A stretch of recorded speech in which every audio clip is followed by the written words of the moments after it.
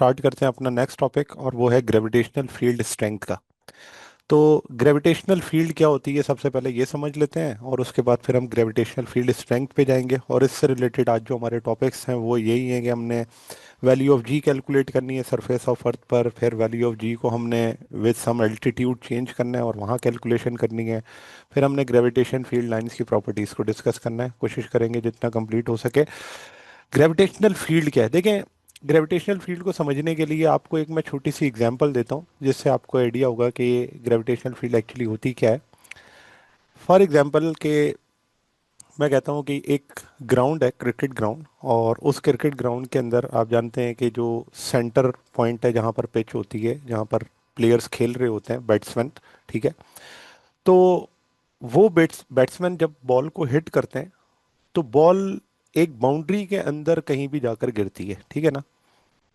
तो होता यह है कि प्लेयर्स मौजूद होते हैं, और वो प्लेयर्स क्या करते हैं कि अगर वो बॉल इस ग्राउंड की बाउंड्री के अंदर अंदर कहीं पर भी गिरेगी, तो प्लेयर्स का क्या काम है कि वो उस बॉल को उठाकर कहाँ पहुंचा देंगे, वापस सेंटर में, ठीक है ना। लेकिन क्या हो अगर अगर वो बॉल इस बाउंड्री के बाहर चली जाए, तो अब उन प्लेयर्स का काम नहीं है इस बॉल को उठाकर लाना। यानी कि प्लेयर्स के लिए जो एक टेरिटरी या एक बाउंड्री बना दी गई है या एक डोमेन बना दी गई है, वो सिर्फ और सिर्फ यही है जो कि इस सर्कल के अंदर शो हो रही है। इसका मतलब प्लेयर सिर्फ और सिर्फ फोर्स इसी रीजन के अंदर लगा सकते हैं, इस रीजन के बाहर उनकी फील्डिंग नहीं है। इसका मतलब इसके अंदर जो सिर्फ फील्डिंग मौजूद है वो फील्डिंग इस रीजन के अंदर की है, ठीक है ना। ये तो नहीं हो सकता कि आपके लिए अनलिमिटेड रीजन हो। हर चीज का एक खास रीजन होगा जिस रीजन तक वो क्या कर सकता है, फोर्स लगा सकता है। तो फील्ड का मतलब ये हो गया कि एक ऐसा रीजन, एक ऐसा एरिया जिस एरिया पर किसी भी ऑब्जेक्ट पर फोर्स लगाई जा सके, ठीक है ना। ये तो है मेन कॉन्सेप्ट। अब अगर सोचो कि हम ये जो फील्डर्स होते हैं वो टोटल फील्डर्स होते हैं 11 ना, ठीक है, 11 फील्डर्स हैं क्रिकेट खेलते हुए।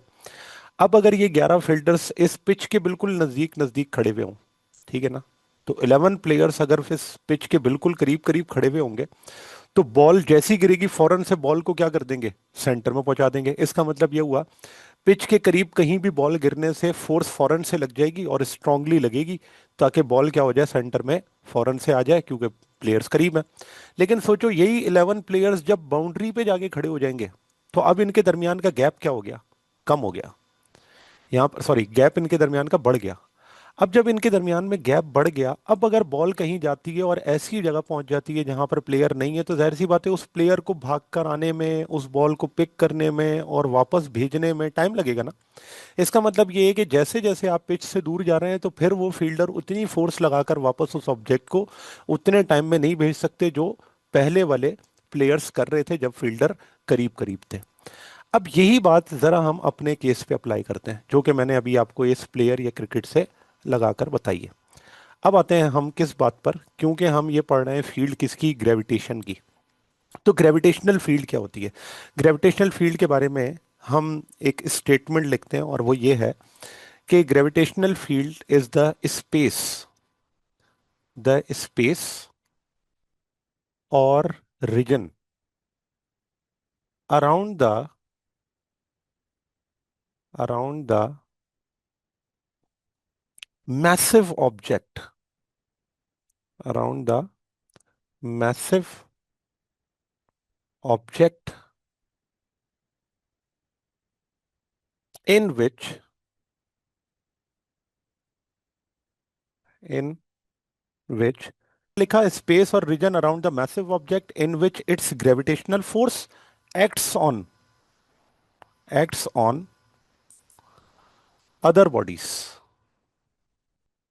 Acts on other bodies. और इसे हम क्या कहते हैं, ग्रेविटेशनल फील्ड कहते हैं। अब यहां पर जो ये ग्रेविटेशनल फील्ड है ना, इसको हम लाइंस के जरिए शो करते हैं। अब ये लाइंस के जरिए क्यों शो किया जाता है, देखो। हम किसी भी ऑब्जेक्ट के मोशन को किस तरह से ऑब्जर्व करते हैं। लेट से मैं कहता हूं कि एक कार है, वो एक्स एक्सिस में मूव कर रही है। तो एक्स एक्सिस में उस कार को मूव करने के लिए मुझे क्या ड्रॉ करना पड़ता है, मुझे रिप्रेजेंटेशन देनी पड़ती है ना। मैं एक लाइन के जरिए शो कर दूंगा भाई कार जो है वो पॉजिटिव एक्स एक्सिस में जा रही है। तो ये क्या लाइन वहां पर मौजूद थी, नहीं। हमने सिर्फ और सिर्फ रिप्रेजेंटेशन दी है ताकि मुझे पता चल जाए इस कार की डायरेक्शन क्या है, ठीक है ना। बिल्कुल इसी तरीके से जो ग्रेविटेशनल फील्ड होती है वो फील्ड लाइंस हैं जो कि आपको क्या बताती हैं, आपको दो बातें बताती हैं। ये वो फील्ड लाइंस हैं जो रिप्रेजेंट करती हैं किसको, डायरेक्शन को। Field lines representing direction and magnitude of direction magnitude of gravity, या फिर हम ये कह सकते हैं स्ट्रेंथ ऑफ ग्रेविटी।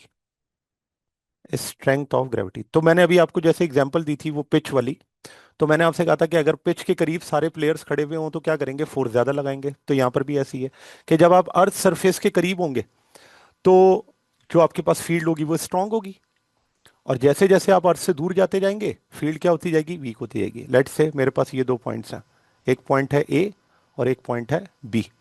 तो मैं जानता हूं कि अगर मैं किसी ऑब्जेक्ट को ए पॉइंट पर रखूंगा तो क्योंकि ये सरफेस के करीब है तो यहाँ पर स्ट्रेंथ ग्रेविटी की ज्यादा है, तो इसका मतलब यहाँ पर ऑब्जेक्ट पर फोर्स ज्यादा लगेगी। और जब वो बी पॉइंट पर चला जाएगा तो जाहिर सी बात है फिर ग्रेविटेशनल फोर्स वहां पर कम अप्लाई होगी, इसलिए हम कह देते हैं कि वहां पर उसकी स्ट्रेंथ क्या हो जाएगी, कम हो जाएगी। तो ये दूसरा पॉइंट है इसके अंदर की फील्ड लाइंस जो है वो। अच्छा, उसके बाद अगली बात इसके अंदर ये आती है कि ये जो ग्रेविटेशनल फोर्स है, ये ग्रेविटेशनल फोर्स एक्चुअली इंटरेक्शन है किस किस का, ये इंटरेक्शन है, इंटरेक्शन बिटवीन अ टेस्ट मास, जैसे हम वो इलेक्ट्रोस्टैटिक में टेस्ट चार्ज लेते थे ना, यहां पर हम क्या लेते हैं, टेस्ट मास, और किसके दरमियान में, एंड सोर्स मास। अब टेस्ट मास और सोर्स मास में क्या फर्क है, सोर्स मास वो मैसिव ऑब्जेक्ट है जिसकी ग्रेविटी के अंदर आप हैं, और टेस्ट मैस वो मैस है जिसके ऊपर आप फोर्स को क्या कर रहे हैं, अप्लाई कर रहे हैं। यानी कि सोर्स मैस यहां पर क्या हो गया, मैस ऑफ अर्थ, ये है सोर्स मैस।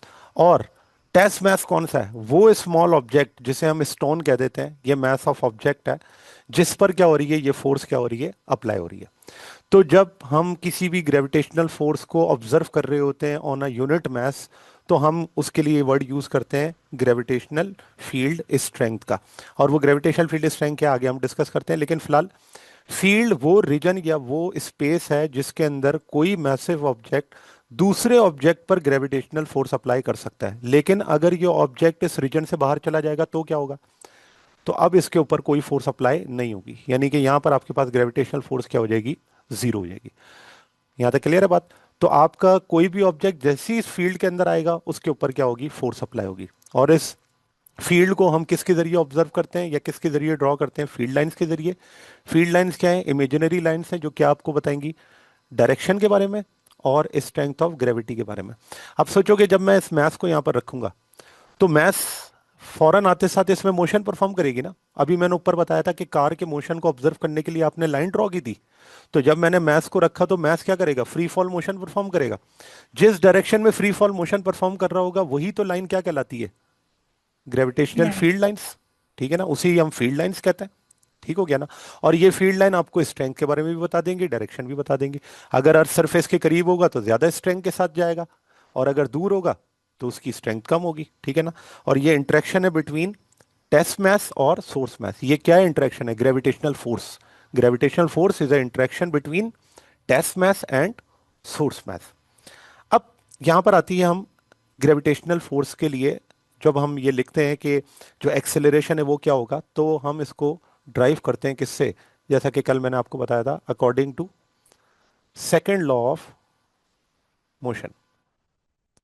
तो second law of motion actually law of acceleration कहलाता है, जो कि आपको एक्सेलरेशन की इंफॉर्मेशन देता है। जैसे हम क्या लिखते हैं, acceleration is equals to F upon M.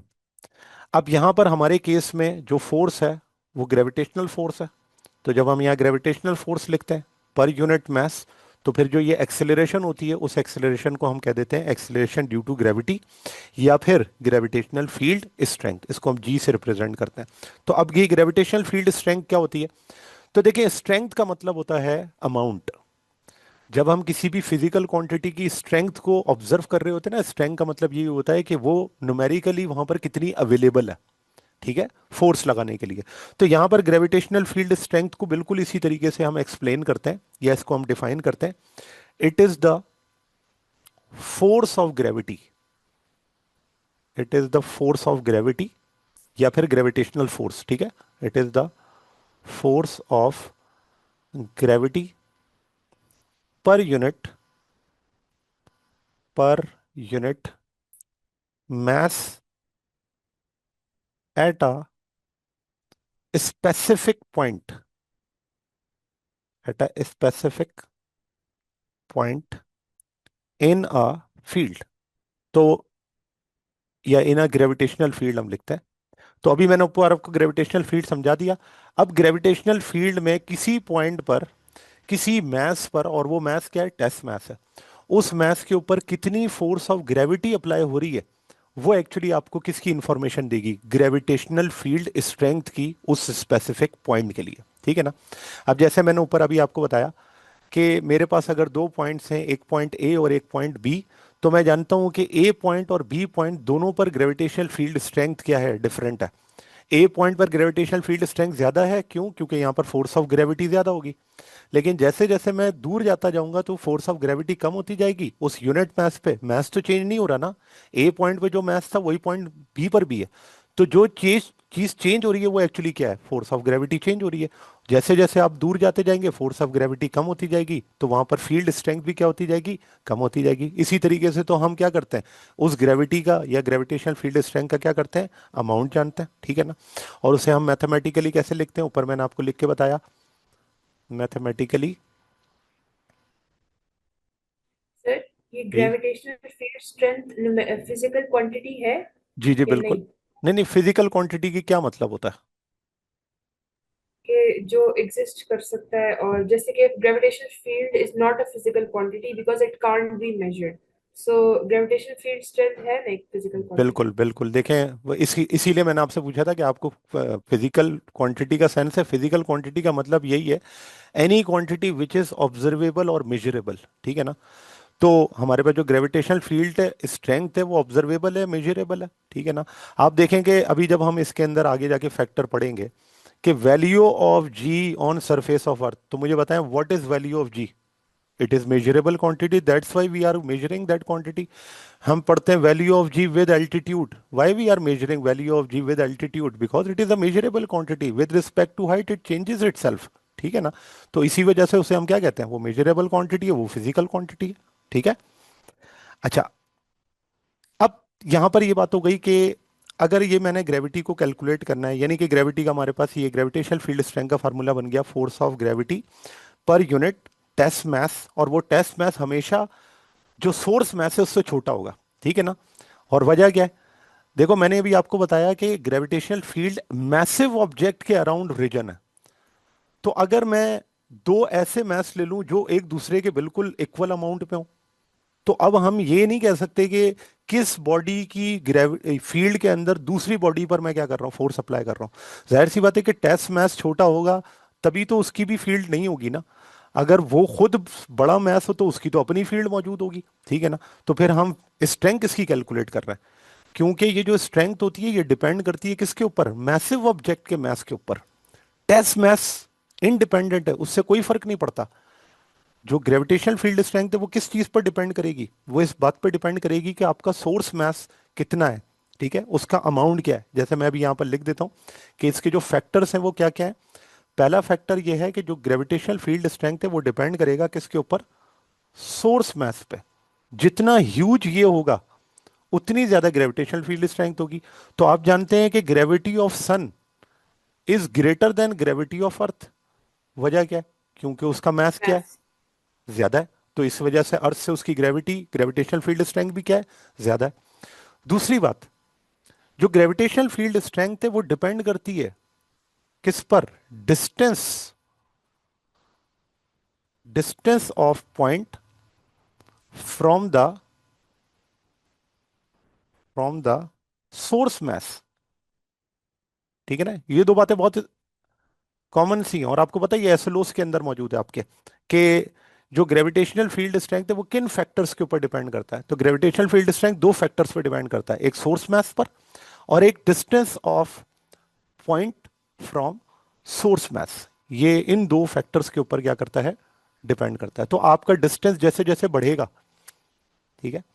जैसे जैसे आपका डिस्टेंस बढ़ेगा वैसे वैसे जो ग्रेविटेशनल फील्ड स्ट्रेंथ है वो क्या होती रहेगी, कम होती रहेगी। और जैसे जैसे मास बढ़ता जाएगा वैसे वैसे ग्रेविटेशनल स्ट्रेंथ भी क्या होती रहेगी, बढ़ती रहेगी। तो यहाँ चीज हम इसको लिख सकते हैं कि gravitational field strength mass of massive object, और यहाँ पर मैं स्पेसिफिकली अर्थ का वर्ड यूज कर रहा हूँ ताकि आपको ये याद रहे कि मैसिव ऑब्जेक्ट टेस्ट चार्ज के मुकाबले में सोर्स जो हमारा है वो अर्थ है। और यहाँ पर हम जब ग्रेविटी के लिए डिस्टेंस का वर्ड यूज करते हैं तो हम आर नहीं लगाते बल्कि क्या लगाते हैं, आर स्क्वायर लगाते हैं, ठीक है ना, क्योंकि ये इनवर्स स्क्वायर लॉ को ओबे करता है, पे ठीक है ना। करता है। अच्छा, अब यहाँ पर ये जो हमने फार्मूला यूज किया, इस फार्मूले की अगली जो चीज है वो क्या है, यूनिट। जो जी है उसकी यूनिट क्या होगी, तो इसको मैं यहाँ पे ड्राइव कर लेता हूँ, S I, unit of gravitational field strength. तो देखें उसके लिए अगर आप इस फार्मूले को ही देख लें तो इस फार्मूले में फोर्स है, मैस है। तो फोर्स की यूनिट होती है न्यूटन, मैस की यूनिट केजी, ठीक है ना, न्यूटन पर केजी। तो एक तो हमारे पास यूनिट ये बन गई, न्यूटन पर केजी, ये ग्रेविटेशनल फील्ड स्ट्रेंथ की यूनिट है। दूसरी यूनिट जो कि आपको पता है एक्सेलरेशन ड्यू टू ग्रेविटी की जो यूनिट होती है वो कैसे बनती है, तो न्यूटन बराबर होता है किसके, किलोग्राम मीटर पर सेकंड स्क्वायर के, डिवाइडेड बाय किलोग्राम। तो यहां से आप किलोग्राम से किलोग्राम को कैंसिल करें तो अब आपके पास दूसरी यूनिट बन जाती है, वो क्या है, मीटर पर सेकंड स्क्वायर, ठीक है। तो ये आपके पास क्या हो गई, पहली जो यूनिट है वो एस आई ड्राइव यूनिट है और दूसरी जो यूनिट है वो एस आई बेस यूनिट है, ठीक है ना। दोनों यूनिट्स वैल्यू ऑफ जी के लिए इस्तेमाल की जा सकती हैं और इसी से आप क्या कर सकते हैं, इसकी डायमेंशन लिख देते हैं और वो डायमेंशन क्या है, एल टी माइनस टू, ठीक है ना, क्योंकि एस जो है वो टी है और टी ऊपर आएगा तो क्या हो जाएगा, टी माइनस टू हो जाएगा। तो ये आपके पास इसकी क्या हो गई, डायमेंशन हो गई। फिर हम इसको अब ग्रेविटेशनल एक्सिलरेशन कह सकते हैं। हाँ बिल्कुल कह सकते हैं, ग्रेविटेशनल एक्सीलरेशन का ही एक्सीलरेशन ड्यू टू ग्रेविटी का, ठीक है ना। जैसे अभी मैं चलें ये वाला पॉइंट भी लिख देता हूँ, आपने याद दिलाया तो। देखें इस बात को हम ये भी लिख सकते हैं कि जो ग्रेविटेशनल फील्ड स्ट्रेंथ है ना, gravitational field strength, gravitational field strength is numerically equal to, numerically equal to acceleration, acceleration due to gravity. ठीक हो गया, अब यही वाली बात आपकी पूरी हो गई ना, ठीक है। तो ग्रेविटेशनल फील्ड स्ट्रेंथ जो है वो न्यूमेरिकली किसके बराबर है, एक्सिलरेशन ड्यू टू ग्रेविटी के बराबर है। अच्छा, अब इससे रिलेटेड एक और बात याद आई, वो ये है, देखें, सर तो ये दोनों अलग एंटिटीज क्यों हैं, फिर ये एक ही होनी चाहिए। नहीं ये दोनों एक ही चीज है, किसने कहा अलग चीज है, एक्सिलरेशन ड्यू टू ग्रेविटी और ग्रेविटेशनल फील्ड स्ट्रेंथ अलग चीज नहीं है, ये दोनों सेम है, ठीक है। एक्सिलरेशन ड्यू टू ग्रेविटी क्या होती है, वो एक्सिलरेशन जो ग्रेविटी की वजह से है उसे एक्सिलरेशन ड्यू टू ग्रेविटी की वजह कहते हैं, और मतलब gravitational field strength, gravitational gravitational force की वजह से ना। हाँ बिल्कुल। देखे ना, एक्सेलरेशन ड्यू टू ग्रेविटी कल मैंने आपको बताया था, मैंने कहा एक्सेलरेशन का फार्मूला यही था ना, एफ अपॉन एम, ठीक है ना। अब अगर वो फोर्स ग्रेविटेशनल फोर्स हो तो फिर जो एक्सेलरेशन होगा उसे हम कहेंगे एक्सेलरेशन ड्यू टू ग्रेविटी, ठीक है ना। तो ये एक्सेलरेशन ड्यू टू ग्रेविटी की जगह ही तो मैंने जी लिखा था, तो बात एक ही नहीं है, एक्सेलरेशन ड्यू टू ग्रेविटी कहूं या ग्रेविटेशनल फील्ड स्ट्रेंथ कहूं एक ही बात है, ठीक है, ये कोई डिफरेंट नहीं है। हाँ, अब जब हम ग्रेविटेशनल फील्ड स्ट्रेंथ को ऑब्जर्व करते हैं तो फिर हम क्या करते हैं, हम इस फोर्स का फार्मूला पुट करते हैं, और वो फोर्स का फार्मूला क्या था, वो फोर्स का formula Newton's universal gravitation law से हमने लिया था, m, capital M divided by r square, और यहां पर one upon m as it is multiply हो रहा है, ये एम से ये एम क्या हो गया, कैंसिल। तो मुझे बताएं ये फार्मूला क्या बन गया, G M G M divided by r और स्क्वायर। R square. अब आपको यहां पे नजर आ रहा है ये जो ग्रेविटेशनल फील्ड स्ट्रेंथ है ये डिपेंड कर रही है किस पर, सोर्स मास पर, और इनवर्सली प्रोपोर्शनल है किसके, distance distance. From the point source. अब बात समझ आई। तो जो ग्रेविटेशनल फील्ड स्ट्रेंथ है वो मास पर और आर पे डिपेंड कर रही है, ये फार्मूला आपको वही प्रूफ कर दे रहा है। और लेकिन एक्चुअली ओरिजिन कहां से हुआ है, ओरिजिन तो वहीं से हुआ है ना, क्लियर है यहां तक यस बात। सर। अच्छा, अब आप देखो यहां पर एक और पॉइंट है, वो ये है कि जब आप किसी ऑब्जेक्ट के बारे में ये कह रहे होते हैं कि कोई ऑब्जेक्ट अपवर्ड जा रहा है, ठीक है ना, तो अगर कोई बॉडी अपवर्ड अपवर्ड जा रहा है, तो हम उसके लिए क्या कहते हैं, हम कहते हैं कि जी जो होगा वो क्या होगा, पॉजिटिव होगा या नेगेटिव होगा? और नेगेटिव होगा, नेगेटिव। नेगेटिव होगा, ठीक हो गया ना। और जब कोई ऑब्जेक्ट नीचे आ रहा होता है तो उसके लिए हम जी को क्या लेते हैं, पॉजिटिव। पॉजिटिव अब टुवर्ड ये द डायरेक्शन। अब ये पॉजिटिव नेगेटिव का क्या चक्कर है, देखो। अब आप लोगों ने ये बात इसी तरह से पढ़ी होगी कि नेगेटिव ये शो करता है हम एक्सेलरेशन ड्यू टू ग्रेविटी, यानी कि अगेंस्ट द ग्रेविटी मूव कर रहे हैं, ऐसे ही है। Yes sir. और और पॉजिटिव डिक्रीजिंग जी का मतलब, ग्रेविटी। हाँ बिल्कुल। अब ये देखो, ये जी माइनस में ये शो कर रहा है कि जैसे हम एक्सेलरेशन का फार्मूला कैसे पढ़ते हैं, change in velocity upon time, ऐसे ही है। Yes sir. तो जब कभी भी कोई बॉडी ऊपर जा रही है उसकी इनिशियल वेलोसिटी नॉन जीरो है, और उसकी फाइनल वेलोसिटी क्या है, जीरो है। जीरो। ठीक है ना, क्योंकि हाइट पे पहुंच के उसकी वेलोसिटी जीरो हो जाएगी। इसका मतलब ये हुआ कि ये जब ऊपर जा रहा है इसकी वेलोसिटी क्या हो रही है, डिक्रीज हो रही है। और जब वेलोसिटी डिक्रीज हो रही होती है तो मुझे बताएं उसका चेंज क्या निकलता है, नेगेटिव। ये बात सही है ना भाई? यस। अगर एक यस बॉडी सर। की स्पीड पॉजिटिव से जीरो की तरफ जा रही है, इसका मतलब स्पीड क्या हो रही है, डिक्रीज हो रही है। और जब कोई चीज डिक्रीज हो रही होती है उसका चेंज कैसे निकलता है, फाइनल माइनस इनिशियल कर कर देख लेना।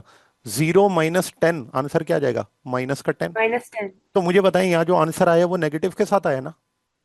यस। और ये नेगेटिव के साथ जो आंसर आया उसको हमने क्या लिखा है, जी।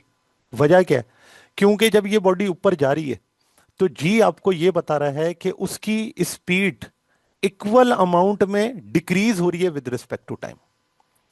तो इस वजह से जी की वैल्यू क्या रहेगी, कांस्टेंट। जब ये इनिशियल वेलोसिटी नॉन जीरो थी तब भी जी की वैल्यू क्या थी, 9.8। और जब वी एफ जीरो हो गया तब भी जी की वैल्यू क्या है, 9.8। तो ऊपर जाते सर। हुए हर पॉइंट पर जी की वैल्यू क्या रहेगी, वो 9.8 ही रहेगी। और सर। 9.8 क्या शो कर रही है, जी जी बोला।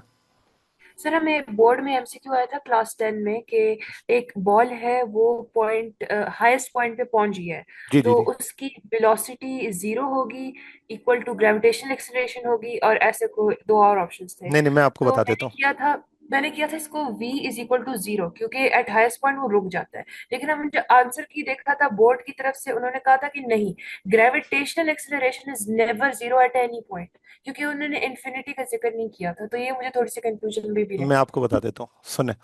ये जो क्वेश्चन है ना, इस क्वेश्चन को 10th क्लास में मैं बच्चों को बता बता के थक जाता हूँ। होता ये है कि जब वो स्कूल में जाते हैं ना तो स्कूल वाले जाके टीचर बता देते हैं कि नहीं नहीं, जब वेलोसिटी जीरो हो गई तो एक्सेलरेशन भी जीरो हो गया। ठीक है ना। देखें, कॉन्सेप्ट ये है, एक्सेलरेशन जो होता है ना वो किससे आता है, चेंज इन वेलोसिटी से।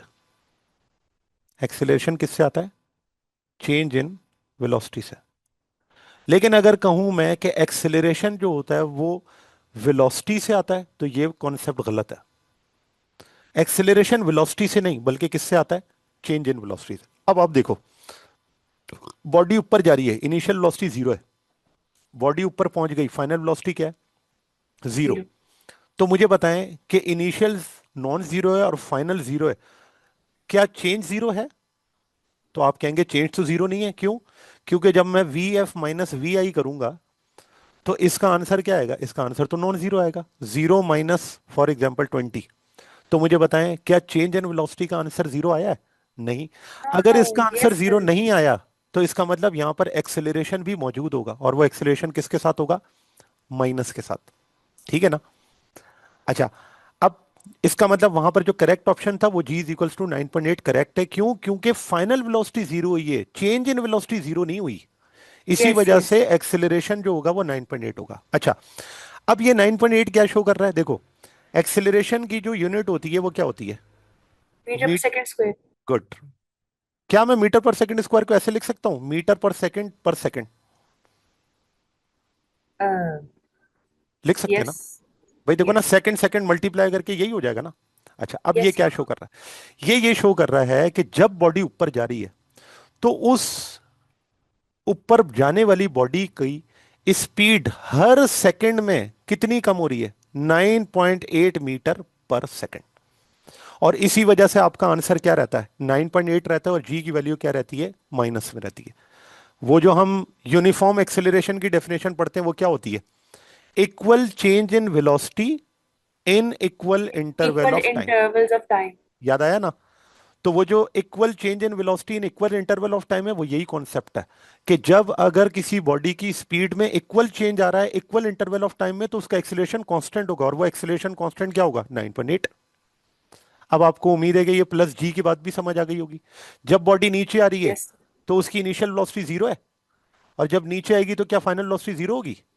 इट इंक्रीजेस विद 9.8 एज पर हाँ, सेकेंड। बिल्कुल। तो यहां पर मुझे बताओ, ये हो गया मीटर पर सेकंड, इसका मतलब हर सेकंड उसकी स्पीड कितनी इंक्रीज हो रही है? 9.8। 9.8 पर सेकंड। तो इसी वजह से तो उसका एक्सेलरेशन कांस्टेंट होता है और पॉजिटिव के साथ होता है। क्लियर है ये तक बात? यस। हाँ। अच्छा, तो अब ये तो बात हो गई हमारे पास ये। और अगली जो हमारे पास बात है वो ये है कि क्योंकि मैंने आपसे कह दिया कि एक्सेलरेशन जो ड्यू टू ग्रेविटी है वो डायरेक्शन रखती है, तो डायरेक्शन रखने का मतलब जो अगला पॉइंट है वो ये है कि it is a vector quantity. क्या? Gravitational field strength is a vector quantity, और इसकी डायरेक्शन हमेशा कहाँ होगी? Towards the centre of the end earth. ठीक है, it is a vector quantity pointing in the, अगर कोई भी वेक्टर क्वांटिटी तो इसका मतलब उसकी दो चीजें होती है ना, एक मैग्नीट्यूड भी और एक डायरेक्शन भी। तो डायरेक्शन। डायरेक्शन तो चलो ये है, Poynting in the direction of gravitational force, या हम कह सकते हैं टूवर्ड्स द सेंटर, ठीक है ना, in the direction of gravitational force. और मैग्नीट्यूड इसका जी होगा, ठीक है ना, 9.8, and magnitude equal to ji. Sir sir, जब ये दोनों सेम चीजें हैं तो उनके अलग अलग नाम क्यों है? देखें, बिल्कुल इसी तरीके से है कि हम बहुत सारी क्वांटिटीज को अलग अलग नामों से रिप्रेजेंट करते हैं। देखो, हमने ग्रेविटेशनल फील्ड स्ट्रेंथ तो नाम इसलिए रखा क्योंकि हमने उसको यूनिवर्सल ग्रेविटेशन लॉ से प्रूव किया, ठीक है ना। लेकिन मैंने आपको ये बताया कि जब हम फील्ड लाइंस पढ़ रहे थे, तो मैंने आपको ये कहा था कि ये जो बॉडी है ना, ये फ्री फॉल मोशन परफॉर्म करती है और बॉडी नीचे आती है जमीन की तरफ। तो अब ये जो बॉडी जमीन की तरफ आ रही है, तो इसका जो एक्सेलरेशन है, वो एक्सेलरेशन किसके बराबर हो गया? जी के बराबर हो गया। ग्रेविटी। अब क्योंकि ग्रेविटेशनल फील्ड स्ट्रेंथ तो है, लेकिन क्योंकि एक्सेलरेशन भी इसका जी के बराबर आ रहा है, तो इस वजह से इसे हमने एक्सेलरेशन ड्यू टू ग्रेविटी भी कहा, क्योंकि हमने इस मास को फॉल कराकर ही ग्रेविटेशनल फील्ड स्ट्रेंथ को ऑब्जर्व किया। तो ग्रेविटेशनल फील्ड स्ट्रेंथ तो ऑब्जर्व करना हमारा काम था, लेकिन काम करते हुए जब हमने इनकी लाइंस को ऑब्जर्व करना था, तो हमने फ्री फॉल मोशन परफॉर्म कराया, क्योंकि इसके बगैर तो ये काम नहीं हो सकता था, ठीक है ना।